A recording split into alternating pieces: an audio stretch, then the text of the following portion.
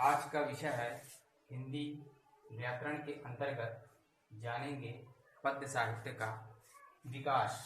तो आज का शीर्षक है पद्य साहित्य का विकास। तो हिंदी पद्य साहित्य के विकास को हम इस आधार पर भी समझ सकते हैं। सबसे पहले मैंने यहाँ पर चार्ट बना के आप लोगों को समझाने का प्रयास किया है। तो इसको काल विभाजन के आधार पर समझें, ये कब से चालू हुआ और कब से कब तक इसका समय माना जाता है। तो इसको समझने का प्रयास करते हैं। तो सबसे पहले अपन पढ़ेंगे वीरगाथा का, यानी काल विभाजन को सबसे पहले वीरगाथा काल में विभाजित किया गया, दूसरा भक्ति काल, तीसरा रीति काल और आधुनिक काल, इसे 4 भागों में विभाजित किया गया है। और वीरगाथा काल को अपन आदि काल के नाम से भी जानते हैं। और इसका समय जो है वो सन 993 से 1318 तक माना गया है। अब बात करते हैं भक्ति काल की। तो भक्ति काल को हिंदी साहित्य का स्वर्ण युग कहा गया है और इसका जो समय है तो 1318 से 1643 तक का माना गया है। और भक्ति काल को अपन पूर्व मध्य काल के नाम से भी जानते हैं। अब भक्ति काल को भी 2 भागों में विभाजित किया गया है, पहला निर्गुण भक्ति धारा और दूसरा सगुण भक्ति धारा। तो निर्गुण भक्ति धारा और सगुण भक्ति धारा ये दोनों जो है ये बहुत ही आप लोगों के महत्वपूर्ण है, ये परीक्षा में कई बार पूछे गए हैं। तो इसके बारे में भी अपन जान लें। और निर्गुण भक्ति धारा और सगुण भक्ति धारा, देखिए प्रश्न कैसा आता है, इस निर्गुण भक्ति धारा और सगुण भक्ति धारा में अंतर स्पष्ट कीजिए। तो अंतर बिल्कुल आप समझने का प्रयास करें। निर्गुण भक्ति धारा में ईश्वर को निराकार रूप में मानकर काव्य रचनाएं की गई और सगुण भक्ति धारा में ईश्वर को साकार रूप में मानकर काव्य रचनाएं की गई हैं। और निर्गुण भक्ति धारा के अंतर्गत कवि आते हैं नानक, कबीर, रैदास। और सगुण भक्ति धारा के अंतर्गत आप लोगों के 2 भागों में इसमें विभाजित किया गया, राम भक्ति धारा और कृष्ण भक्ति धारा। राम भक्ति धारा के अंतर्गत आप लोगों के आ जाएंगे जैसे तुलसीदास हो गए, और कृष्ण भक्ति धारा में जैसे मीरा भाई और सूरदास।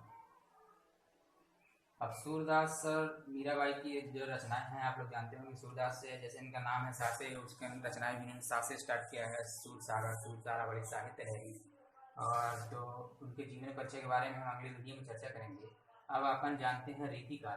तो रीति काल में इसका जो समय है 1643 से 1843 तक का माना गया है। और रीति काल को अपन श्रृंगार काल के नाम से भी जानते हैं।